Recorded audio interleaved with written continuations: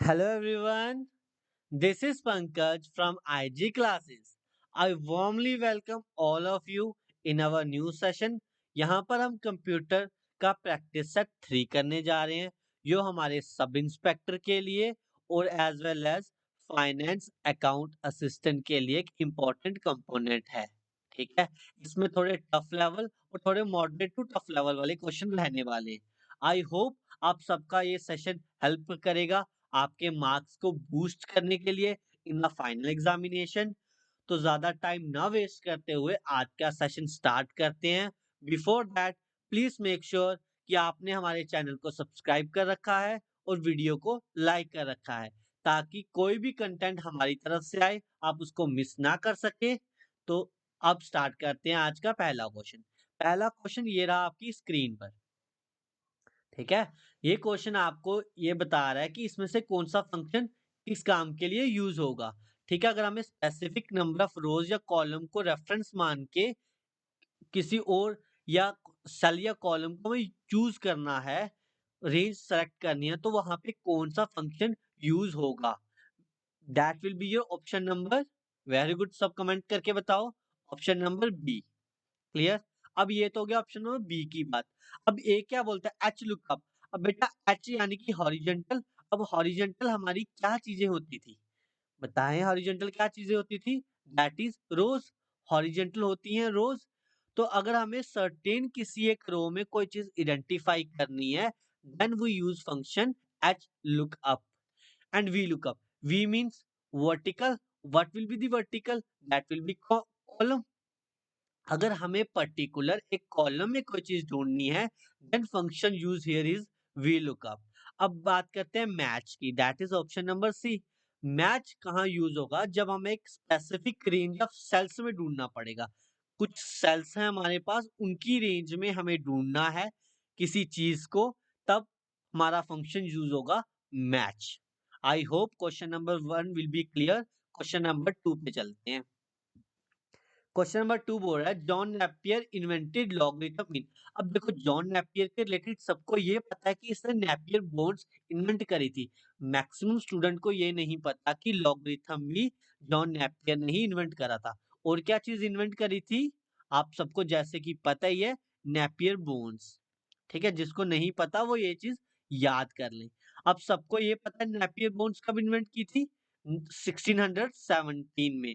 But logarithm कब invent किया था, it was invented in the year 1614। 1614 में ये इन्वेंट किया गया था। सॉरी मेरी आवाज थोड़ी सी आज लो है, I am not feeling good, but फिर भी ये मेरी रिस्पॉन्सिबिलिटी थी कि मैं आपके लिए लेक्चर लेके आऊं ताकि आपको ज्यादा वेट ना करना पड़े। आई होप आपको मेरे एफर्ट्स अच्छे लग रहे होंगे। अगर अच्छे लग रहे हैं तो प्लीज वीडियो को लाइक कर दें। क्वेश्चन नंबर 3 कहता है जो फर्स्ट कंप्यूटर माउस था वो किस पर्सन ने बनाया था। ठीक है, बताएं सभी कमेंट सेक्शन में। जो फर्स्ट कंप्यूटर माउस है that was by Douglas Engelbart, that is option number 4। अब बाकी चीजें हमें यहाँ से क्या सीखनी है, wind curve.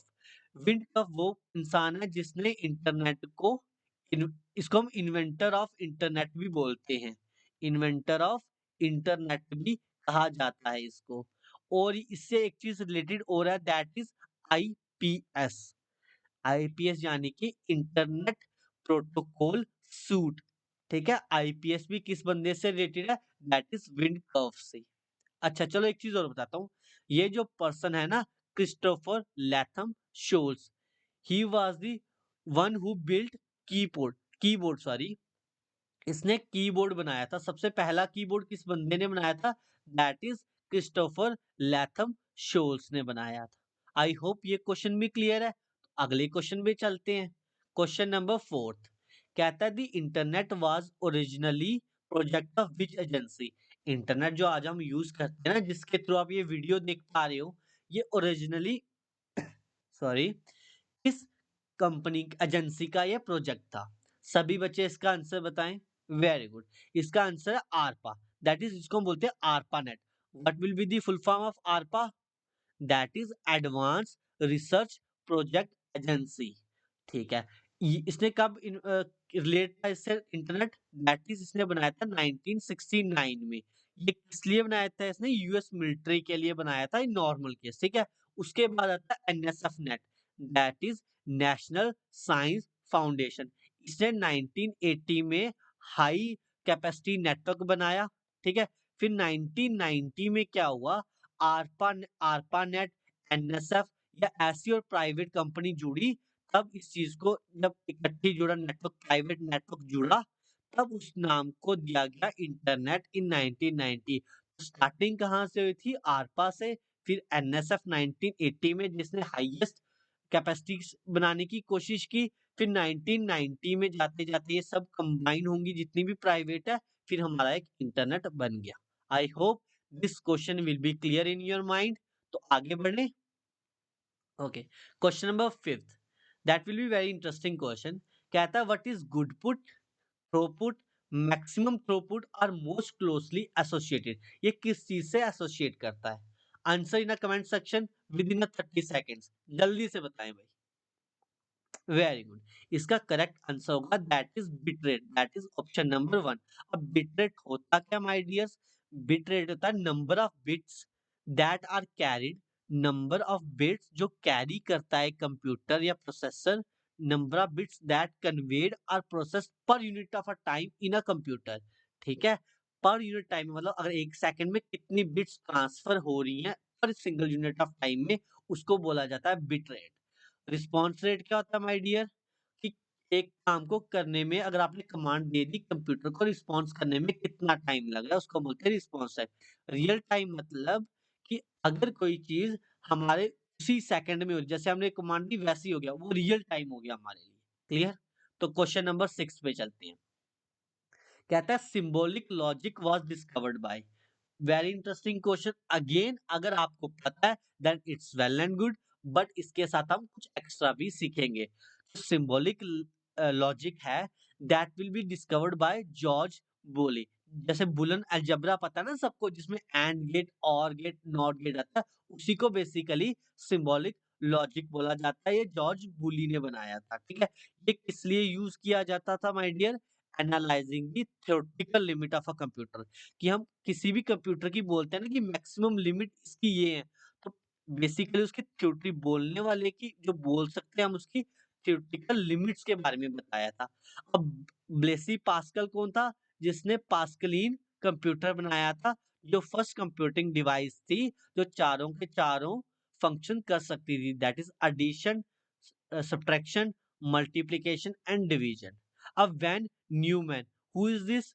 He is one जिसने कंसेप्ट दिया था किसका?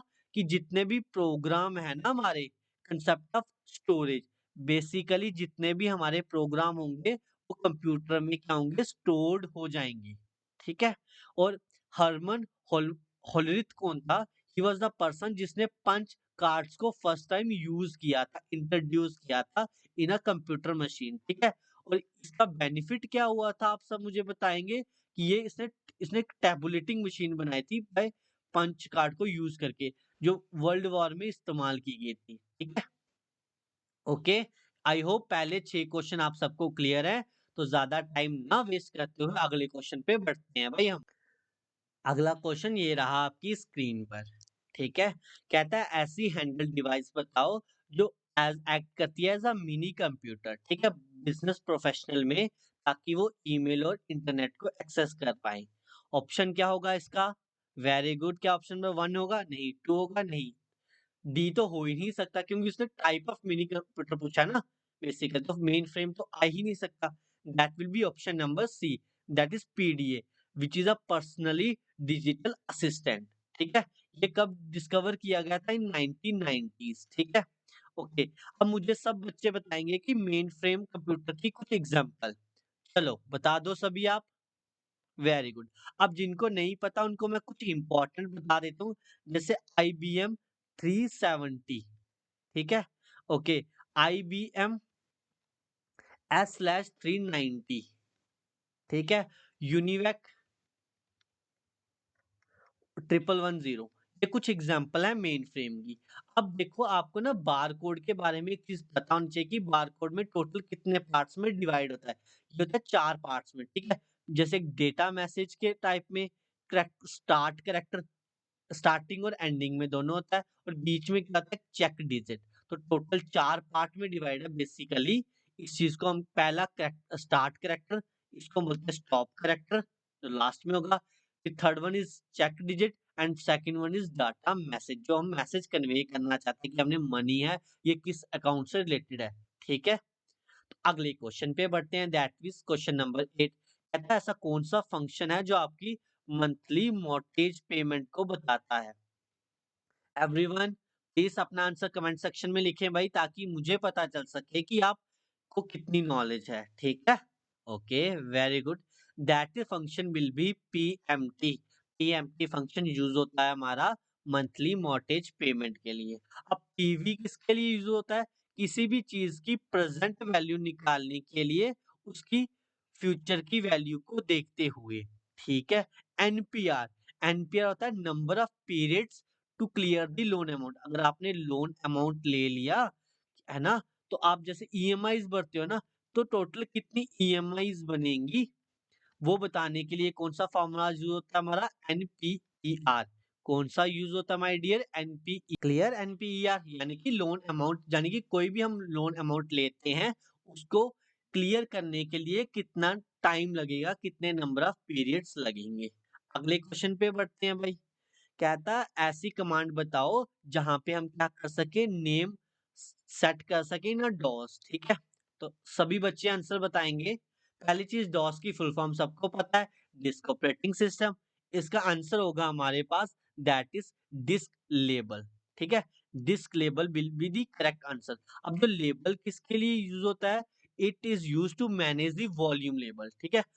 जो भी हमारे पास वॉल्यूम है यानी कि स्टोरेज है, उसको मैनेज करने के लिए। ठीक है? वॉल किसके लिए यूज होता है हमारे पास? That is show the volume level. ठीक है? वॉल्यूम लेवल मतलब हमारी स्टोरेज कितनी है उस लेवल को बताने के लिए। And a serial number of a specified document या डेस्टिनेशन। ठीक है? सीरियल नंबर के बारे में भी हमें ये बताता है। क्वेश्चन नंबर 10 कहता है एसपीएमएस क्या है? पहली बात, एसपीएमएस हमें कुछ इस टाइप का दिखता है। ये हमारी हर एक इलेक्ट्रिक कंपोनेंट जो है उसमें यूज होता है। इसकी फुल फॉर्म है हमारे पास option number B. Clear? Option number B क्या इसका आंसर है। अब इसका जॉब क्या है? जो भी हमारी हाई वोल्टेज आती है ना, एसी वोल्टेज, उसको ये कन्वर्ट करता है किसमें? डीसी वोल्टेज में। जैसे ये ना हमारे ज्यादातर आपने कहाँ देखा होगा? हमारे मोबाइल चार्जर्स में। ठीक है? ये मोबाइल चार्जर्स में यूज होता है एसएमपी। क्लियर? तो क्वेश्चन नंबर 10 11 की तरफ बढ़ते हुए बताओ कौन सा ऐसा शॉर्टकट है वो यूज किया जाता है ओपन वर्कबुक को स्विच करने में, एक वर्कबुक से दूसरे वर्कबुक में जाने में। Which is option number A will be your correct answer. I hope आप सबको ये समझ आ रहा होगा कि मैं करवाना क्या चाहता हूँ आपसे। ठीक है? हम हर एक टाइप के क्वेश्चन इसलिए कर रहे हैं, हम मैं सेम एक ही क्वेश्चन नहीं लेके आ रहा या ज्यादा आसान नहीं लेके आ रहा ना ज्यादा मुश्किल लेके आ रहा हूँ। क्योंकि बेटा एग्जाम में ना आपके 20 मार्क्स का पेपर आना है। ठीक है? उसमें से आपके 4 या 5 या 6 नंबर का पेपर टफ आएगा। तो बेटा हमें तैयारी करनी है एग्जैक्टली एग्जाम लेवल को देखते हुए, है ना? तो सिर्फ टफ देखेंगे, क्या पता वहां पे इजी में आप गड़बड़ कर जाओ, है ना? तो हमें मॉडरेट टू हार्ड लेवल पे जाना है। तो कौन सा वर्कबुक शॉर्टकट यूज होगा? Control plus F2। अगले क्वेश्चन पे बढ़ते हैं हम, दैट इज क्वेश्चन नंबर 12। इस क्वेश्चन को सभी बच्चे देखें और इसका आंसर मुझे कमेंट सेक्शन में बताएं भाई। ओके, इस क्वेश्चन का आंसर सब बच्चे बताएंगे। हाँ, जो फर्स्ट कंप्यूटर था बेटा, वो जो लॉन्च किया गया था मार्केट में, वो था एप्सन इन 1981। अब इसको बनाया किसने था? एक जापानीज कंपनी थी, उसके द्वारा ये बनाया गया था। और जो जिस साइंटिस्ट ने इसको इन्वेंट किया था उसका क्या नाम था? यूकियो जाकाजावू। ठीक है? कुछ इस तरीके से नाम था। इसका ओरिजिनली नेम क्या था बेटा? इसका ओरिजिनली नेम था HC20। यानी कि जापान में इसको HC20 की तरह लॉन्च किया गया था इन जापान। बट एप्सन इसको कहाँ पे बोला गया था? जब इसको नॉर्थ अमेरिका में लॉन्च किया गया, तब इसको क्या बोला गया? एप्सन। दोनों एक ही साल में हुआ था। ठीक है? पहले but firstly in Japan and then in North America by the name of Epson. Okay, question number अगला, what is the maximum capacity of a single layer Blu ray disc? ठीक है? देखो वैसे तो कैपेसिटी 25 जीबी होती है, but maximum कहाँ तक रिकॉर्ड कर सकते हैं, that is option number 1 which is a 50 GB. ठीक है, अब सब मुझे यहाँ बताएंगे कि फ्लॉपी डिस्क की स्टोरेज कितनी होती है, स्टोरेज कैपेसिटी कितनी होती है भाई। सब बच्चे इसका आंसर कमेंट सेक्शन में बताएंगे। क्लियर? तो चलो क्वेश्चन नंबर अगले पे। कहता है which of the following organisation developer SAGA 220। अगर आपको ये पता ना कि सागा 220 सुपर कंप्यूटर कौन सी कंट्री का, तो आप आंसर आसानी से बता दोगे। ठीक है, इंडिया का है। इसको किसने बनाया था, डेवलप किया था इसरो ने। ठीक है, अब सब बच्चे बताएंगे कि इसरो का हेडक्वार्टर कहाँ पे है। आप जीके पढ़ रहे हो ना सर से काफी अच्छे से, आपने अभी पढ़ा होगा शायद इसरो के बारे में, अगर नहीं पढ़ा तो सर पढ़ाने वाले हैं काफी जल्दी, बट फिर भी आपको हेडक्वार्टर के बारे में पता होगा। ठीक है, इसरो ने बताया था। अच्छा मुझे ये बताओ सीडीएसी क्या, that is centre for development of, centre for development of advance computing, advanced computing. ठीक है, ये इंडिया में एक सेटअप किया गया था सेंटर। ठीक है, बार्क क्या हमारा, that is Baba atomic research centre. अच्छा एक चीज और, इंडिया ने जो फर्स्ट कंप्यूटर बनाया था उसका क्या नाम था, वो जो फर्स्ट कंप्यूटर सुपर कंप्यूटर था वो तो मैं आपको बता चुका हूँ। फर्स्ट कंप्यूटर कौन सा था, फर्स्ट सुपर कंप्यूटर कौन सा था, इसका आंसर आप कहाँ बताओगे, कमेंट सेक्शन में। कहता है क्वेश्चन 15 अगेन से एक्सेल का है, फंक्शन से related. The dash function return the value of a specified cell or array of the sales. कौन सा फंक्शन यूज होता है, which is option number A, index हमारा यूज होता है। अब लाइन साइट क्या फंक्शन है सर, लाइन साइट एक फंक्शन है जो कैलकुलेट करता है हमारे किस चीज को, calculate the statistics of, calculate the statistics of a line, एक लाइन की स्टैटिस्टिक्स को बताता है ये line set function. Okay, question number 16। अच्छा ये मैंने इसलिए डाला है, ये नहीं कि क्वेश्चन टफ है, हर आपको क्या करना है माय डियर, जितने भी आपके व्यूज है ना, रिबन्स है बेसिकली, वो आपको सारे के सारे याद करने चाहिए। कौन सी रिबन के नीचे क्या आता है, कौन सी रिबन के नीचे क्या आता है। अगर आपके पास कंप्यूटर है तो उसमें जाकर देखिए, अगर आपके पास पीसी नहीं है तो आप उसको गूगल पे देखिए, माइक्रोसॉफ्ट वर्ड का पूरा आता है वहां पे फॉर्मेट बना हुआ, उस चीज को देखिए। तो जैसे कि इसका आंसर फ्रीज पेन है, वो हमारे व्यू में आता है। ठीक है, ओके। ऑप्शन नंबर 17 कहता है in a formula is equal to b1/b2 plus b3। कहता है इसमें करेक्ट प्रेसिडेंस मतलब पहली प्रेफरेंस किस चीज को दी जाएगी, तो किसको दी जाएगी, that will be option number D. कहता है डिवीजन को ज्यादा दी जाएगी। देखो हम नॉर्मल भी हम अगर बोर्ड मास रूल करें तो पहला क्या आता है, ब्रैकेट ऑफ डिवीजन, फिर multiplication, then addition, then subtraction. यहाँ पे भी डी पहले आ रहा ना, तो यहाँ पे भी हमारी डिवीजन उसी अकॉर्डिंग चलती है। ठीक है जी, ऑप्शन नंबर क्या है इसका, D will be the correct answer. अच्छा क्वेश्चन नंबर 18 है हु इन्वेंटेड द क्वेटी कीबोर्ड। क्वेटी कीबोर्ड किस इंसान ने बनाया था। अगर आप ये सेशन मेरा अच्छे से देख रहे हो तो आप इसका आंसर काफी अच्छे से जानते हो, that is option number C, हमारा क्या करेक्ट आंसर है। बट क्या ये क्वेश्चन यहाँ तक सीमित है, नहीं सर। कीवर्ड दो टाइप के होते हैं, एक क्वेटी और एक डोएक। ठीक है, इस कीबोर्ड लेआउट कैसा होता है, लेआउट कुछ इस टाइप का होता है। इसको किसने बनाया है, डॉक्टर अगस्त डेवोक ने। ठीक है, डॉक्टर अगस्त डेवोक ने बनाया था। Clear, in the year 1939। ठीक है, क्लियर। आई होप आप सबका ये क्वेश्चन भी क्लियर है। तो अगले क्वेश्चन पे बढ़ते हैं भाई। अगला क्वेश्चन है कि टोटल कितनी लेयर्स होती हैं हमारे ओएसआई मॉडल में। ठीक है, ओएसआई मॉडल में टोटल कितनी लेयर होती है, 7 लेयर्स होती हैं। ठीक है, कौन कौन सी होती है लेयर, एक होती है हमारी physical layer, then data link layer, then network layer, then transport layer, फिर सेशन लेयर होती है, फिर प्रेजेंटेशन लेयर होती है, देन एप्लीकेशन लेयर होती है। ठीक है, अब ना मैं इंस्टाग्राम पे पोस्ट डालूंगा इस सेशन के बाद ही कि हर एक लेयर का काम क्या होता है। तो जिन भी एस्पिरेंट मेरे साथ वहां पे जुड़े हैं, इंस्टाग्राम पे मुझे फॉलो कर लें, ताकि आपको इसकी जानकारी मिल जाए। जिन बच्चों को आता है उनको कोई नीड नहीं है, और जिसको नहीं पता वो इंस्टाग्राम पे फॉलो करे। इसके रिलेटेड एक पोस्ट मैं काफी जल्दी वहां पे डालूंगा, ताकि आपको इन सब के फंक्शंस क्लियर हो जाएँ। ठीक है? अगर आपको ओएसआई मॉडल पूरा डिटेल में पढ़ना है, तो प्लीज़ कमेंट सेक्शन में बताएँ। ठीक है? आज का लास्ट क्वेश्चन कहता है जो वीजीए केबल है, सबसे पहली चीज़ वीजीए केबल यूज़ किसके लिए होती है? ये आपको पता होना चाहिए, है ना? और कितनी पिन्स होती हैं इसके अंदर? पिन्स होती हैं 15 और ये दिखती कैसी है माय डियर? वीजीए केबल कुछ इस टाइप से दिखती है, ठीक है? ये हमारी वीजीए केबल है। ये कहाँ पे यूज़ की जाती है? बेसिकली मॉनिटर को सीपीयू के साथ कनेक्ट करने में। ये जो पुरानी टाइप के कीबोर्ड को कनेक्ट करने के लिए यूज़ की जाती थी, that is PA forward slash to cable और ये आजकल की प्रेज़ेंट एचडीएमआई केबल है, जिसमें हम एक मॉनिटर को अलग-अलग जगह अटैच कर सकते हैं, ठीक है? क्लियर? आई होप आपको आज का सेशन अच्छा लगा होगा। जैसे मैंने बोला इसके साथ आपको प्रैक्टिस क्वेश्चन मिल जाएँगे।